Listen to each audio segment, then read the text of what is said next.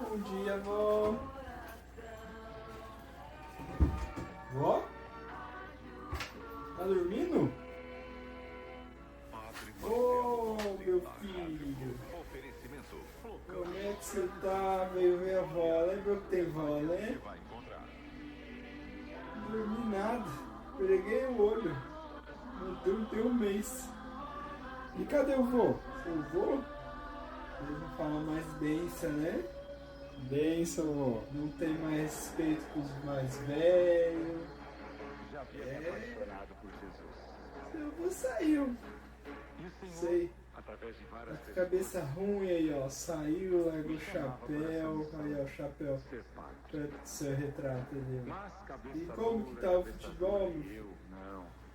Ó, esse chapéu é da minha festa junina. E eu não jogo bola, não. Meu filho, bom. Sua avó tá velha. Esse tá bom mesmo, não. Só vim dar um oi mesmo. Vó, já tenho que ir. Já vai. A gente ficar velha, é isso aí. Fica 5 minutos e vai embora, né?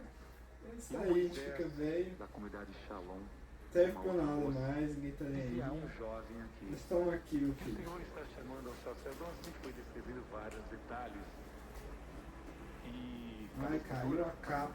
Outro jovem. Oh, mas essas coisas não prestam, viu? Deus está chamando você para essa missão e eu não levantei. Pega aqui, meu filho, comprar um pirulito, uma bala. Oh, muito obrigado. Serão chamados a essa missão. Vai, toma, ó. Pega a água benta, toma aí um golinho. Ao lado direito, e cabeça dura.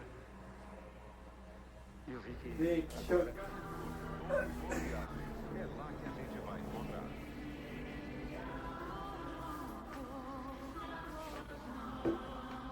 Vai com Deus, que Deus te livre da cilada do demônio.